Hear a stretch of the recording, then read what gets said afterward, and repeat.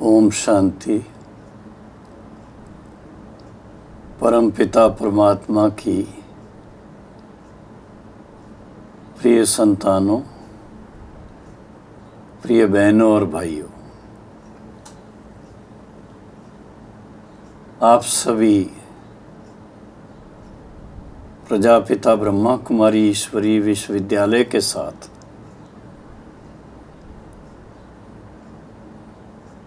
Student के रूप में, बाबा के वारिस के रूप में और उसके साथ में बेहद के सेवाधारी के रूप में घनिष्ठ संबंध रखते हैं। लेकिन ये एक ऐसी आध्यात्मिक यात्रा है जिस यात्रा में विशेष कुछ बातों का ध्यान रखना पड़ता है। हमारी दादी जानकी जी बहुत प्यार से उंगलियों पर गिन करके 5 दिव्य गुण, दैवी गुण और उसके साथ में 8 शक्तियों का वर्णन करते हैं। एक एक गुण की परिभाषा इतनी अच्छी सुनाते हैं। आज मैं उसके बारे में बोलूँगा तो वो थोड़ा फीका लगेगा, क्योंकि दादी जी तो दादी जी हैं। 103 वर्ष की दादी, बहुत सारा जीवन अनुभव के आधार पर उनका, और उन्होंने जिस तरह से हम बच्चों को समझाया है, बड़ा अच्छा लगता है। जैसे गुणों में हर व्यक्ति के अंदर क्या गुण होने चाहिए। पहले हम सब भक्त आत्माएं थे, तो भक्ति भाव के गुण थे। भगवान के प्रति जो भावना थी, गुरु जी के प्रति जो भावना थी, शास्त्रों के प्रति जो भावना थी, यात्राओं के प्रति जो भावना थी, यात्रा स्थलों के प्रति जो भावना थी, उस भावना में बह जाते थे। कभी संकल्प नहीं किया कि जो ऐसे स्थान हैं, यात्रा स्थान, और वहाँ पर जिनकी पूजा हो रही है, जिनकी अर्चना हो रही है, उनके विशेष क्या ऐसे गुण हैं, क्या ऐसी बातें हैं जो सारी मानवता उस तरफ झुकी रहती है। आज हम ज्ञान अनुसार, ज्ञानी तो आत्मा बन करके, और फिर हम कुछ बातें आत्मा के निजी गुणों के बारे में और आत्मा में निजी शक्तियों के बारे में कुछ बात करेंगे। सबसे पहले इस बात का ज्ञान होना कि हम देह नहीं, देही हैं। भृकुटी के बीच विराजमान हम चमकता हुआ दिव्य सितारा हैं, अनादि हैं, अविनाशी हैं, और हम सब आत्माओं का पिता वो परम पिता परमात्मा है। पिता परमात्मा हम बच्चों को गुणवान बनाता है।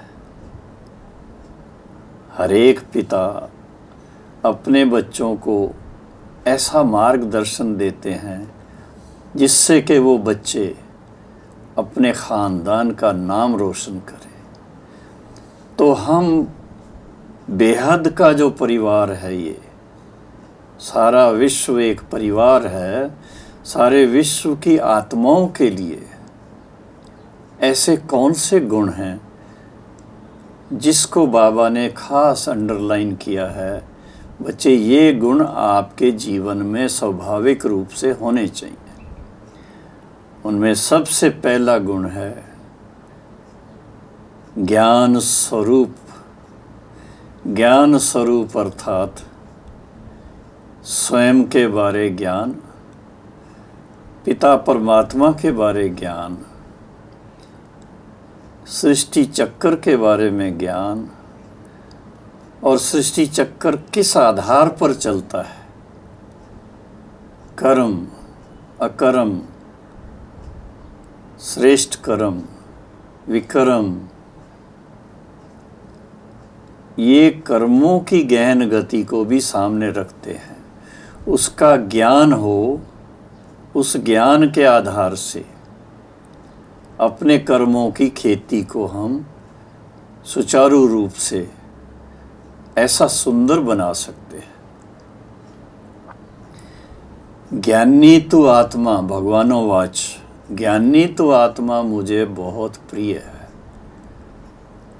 भक्ति में भगवान को याद करते थे, लेकिन कभी ये सोचा ही नहीं था कि हम ऐसे ज्ञानी तो आत्मा बन सकते हैं जैसे भगवान ज्ञान का सागर है, प्रेम का सागर है, शांति का सागर है, तो हम उनके समान उनके गुणों को धारण कर सकते। ये तो जब भगवान स्वयं इस धरा पर आकर ब्रह्मा बाबा के द्वारा हमें ज्ञान दे करके जागृत करते हैं, जो अभी कर रहे हैं, जागृत करते हैं, तब समझ में आता है कि भक्ति का फल जो है वो भगवान की प्राप्ति है, और भगवान हमें ज्ञानी तो आत्मा बनाते हैं, समझ देते हैं हमारे हर कर्म की समझ, कौन से कर्म हमारे शुद्ध कर्म हैं, कौन से कर्म हमारे शक्तिशाली हैं, कौन से कर्म हमारे दूसरों के भले के लिए हैं। इसका सबका ज्ञान जो देते हैं, उसके कारण ज्ञान का जो गुण है वो हम बच्चों को धारण करना, अर्थात अपनी जीवन को ज्ञान स्वरूप बनाना। जब हम ज्ञान स्वरूप बनते हैं तो उसके फलस्वरूप सबसे पहली बात जो जीवन में आती है वो पवित्रता की धारणा की आती है, क्योंकि भक्ति मार्ग में हमें ये ज्ञान नहीं था। वहाँ तो हम अपने आप को भगवान की या अपने गुरु की चरणों की धूल ही मान के चलते थे, लेकिन ये ज्ञान जब मिला कि हम आत्माएं अनादि अविनाशी हैं और परम पिता परमात्मा भी अनादि और अविनाशी है, हम उनकी रूहानी संतान होने के नाते हम उनके वारस हैं, बच्चे हैं, वारस हैं। तो वारस होने का पहले तो ज्ञान चाहिए, और जो वारस हैं वो परमात्मा के हर एक गुण के वारस हैं। तो जैसे पिता परमात्मा पवित्रता का सागर है, हम बच्चों को याद दिलाते हैं, हम बच्चों को स्वरूप में ले आते हैं कि आप पवित्र स्वरूप हो, ज्ञानी तो आत्मा हो, अज्ञानी नहीं हो, ज्ञानी तो आत्मा हो। और जो ज्ञानी तो आत्मा है, सबसे पहली बात उनके बुद्धि में आती कि मेरा ओरिजिनल स्वरूप, वास्तविक स्वरूप पवित्र स्वरूप है। पवित्र स्वरूप अर्थात कोई भी कामना मन में ना हो, 5 विकारों के वशीभूत हो करके कोई भी ऐसा कर्म ना हो जिसको अपवित्रता का कर्म कहते हैं। और फिर इसके साथ में जब इस तरह से अपने पवित्र स्वरूप में स्थित होकर के चलेंगे तो मन को बड़ा सुकून मिलेगा, बहुत आनंद मिलेगा, शांति मिलेगी। तो पहले ज्ञान स्वरूप, फिर पवित्र स्वरूप, और फिर उसका फल है शांत स्वरूप। संसार के अंदर लोग शांति की बातें करते हैं, शांति ढूंढते हैं, और शांति पाने के लिए कोई कहाँ जाता है, कोई कहाँ जाता है, और वास्तव में वो कस्तूरी तो अपने हृदय में है। उसका ज्ञान चाहिए, और ज्ञान क्या है? हम आत्माओं का स्वधर्म ही शांत है।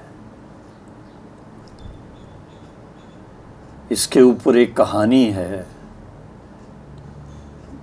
कहानी तो बड़ों के नाम से ही होती है कि एक रानी को गले में 9 लखा हार पड़ा हुआ था, पर जब वो तैयार हो रही थी तो उसको ख्याल में नहीं रहा कि मेरे गले में ही हार पड़ा हुआ है। अपनी दासी को कहने लगी, मेरा वो 9 लखा हार कहाँ है? और दासी ने भी उनके गले को ना देख के सब तरफ ढूंढना शुरू किया, और आखिर वो हार तो उनके गले में ही था। तो दासी का जब ध्यान उस पर गया तो हंस करके मुस्कुरा करके कहने लगी, रानी साहिबा, ये तो आपके गले में है, हम दूसरी जगह ढूंढ रहे हैं। इसी प्रकार शिव बाबा परम पिता परमात्मा जो शांति का सागर है, वो हम बच्चों को बहुत प्यार से समझाते हैं, बच्चे तुम शांति के लिए दर दर क्यों भटक रहे हो, क्यों ठोकरें खा रहे हो? शांति तो आप बच्चों का स्वधर्म है, शांति तो आपके गले का हार है, शांति तो आपका बेहद का परम पिता परमात्मा से, शांति के सागर से वर्षा है।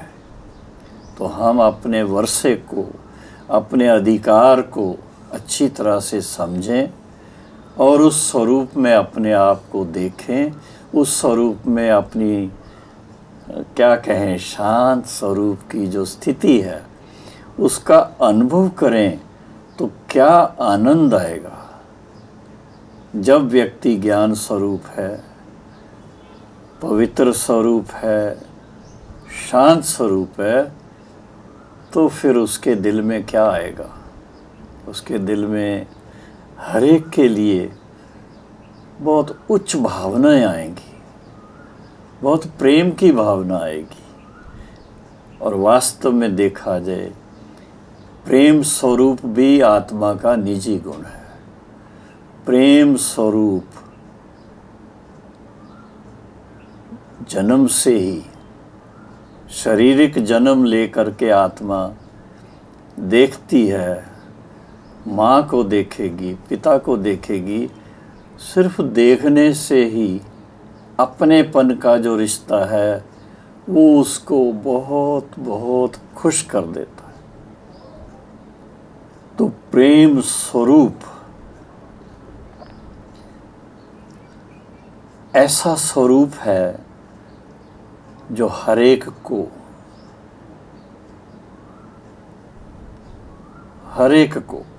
अच्छा लगता है, खुद को भी अच्छा लगता है, और जिनके साथ इंटरेक्शन में आते हैं उनको भी प्रेम स्वरूप बहुत अच्छा लगता है।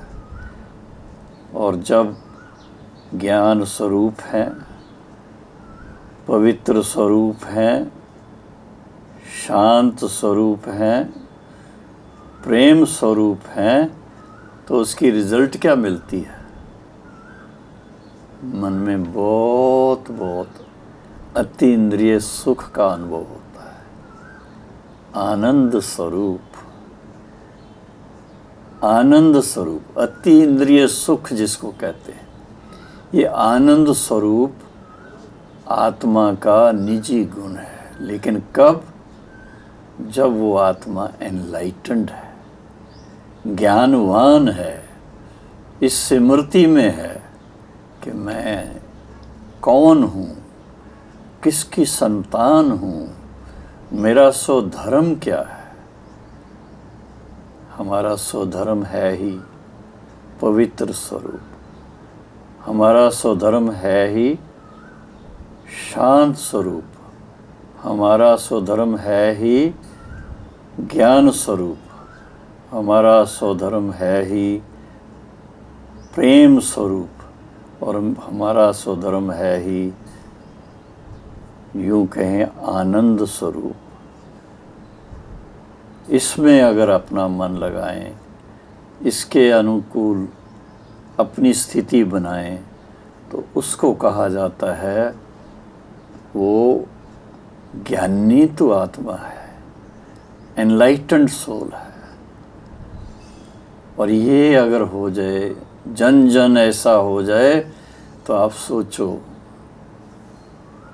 इस धरा पर, इस विश्व में कौन सा माहौल बन जाएगा। आपस में सभी प्रेम से लेन देन करेंगे, सभी एक दो को देख करके आनंदित होंगे, खुशी होगी।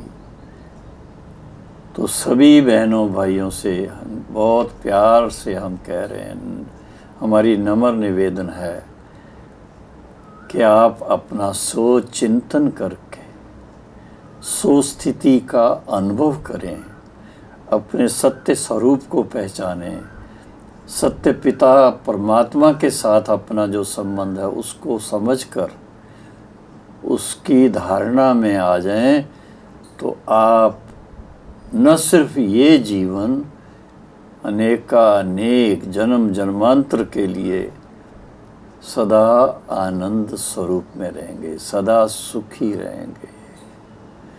ओम शांति।